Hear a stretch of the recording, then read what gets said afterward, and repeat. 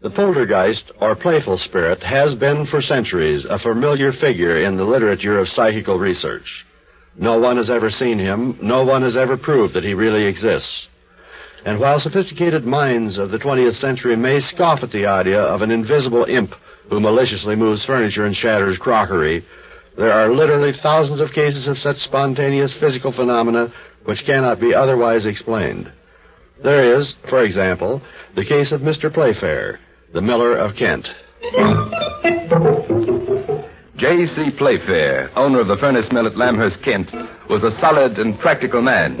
Hence, when the hired man informed him on a certain May morning in the year 1906 that a mysterious visitor had entered the stables during the night, Mr. Playfair was slightly annoyed. How could anyone get in the stables? Every door's locked and bolted, and you and I have the only keys. He didn't need a key, sir.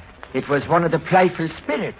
Some folks call him the poltergeist. Oh, for heaven's sake, Scrobbly. How many times have I told you there are no... I know, sir. But just the same, sir, I wish you'd come out to the stables and look for yourself. And so Mr. Playfair, mumbling his disgust over the whole silly business, followed his hired hand out to the stables.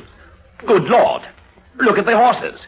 They've all been turned around in their stalls. Aye, sir. And the mare, she's gone. Aye, sir. Scrobbly, you've done it yourself. There isn't room to turn those horses around like that. They'd have to be led out of the stalls and led back in again through this door. And the door was bolted. I know, sir. But I haven't so much as touched them. Now, here's my mare. She couldn't possibly have got out. This is ridiculous, Scrobbly. The whole thing's perfect. Listen, sir.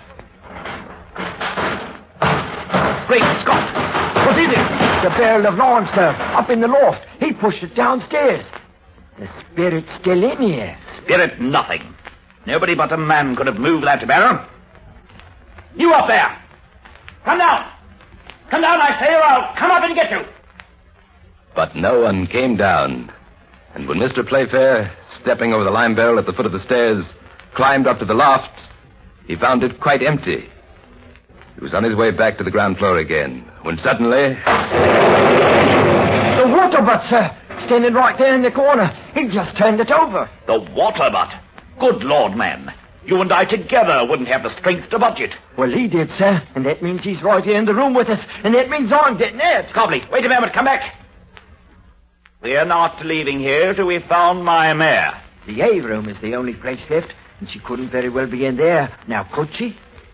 The hay room was a tiny space adjoining the stable, and the doorway to it was scarcely wide enough for a man, much less a horse, to squeeze through. Nevertheless, Mr. Playfair, having no place else to look, and ready by now to believe almost anything, did pull open the door and squint into the gloomy, malodorous room. Scrobbly, look! She is in here. Now, how on earth could she have gotten through this narrow little door? Of course, any sensible and civilized person of the 20th century knows that there are no such creatures as poltergeists. And yet, the miller's horses were turned about in their stalls, and the lime barrel and the water butt were upset, and it was necessary to remove a partition to get the mare out of the hay room. And though we may dismiss, with a superior smile, the idea of a playful spirit, these remain facts. Facts incredible, but true.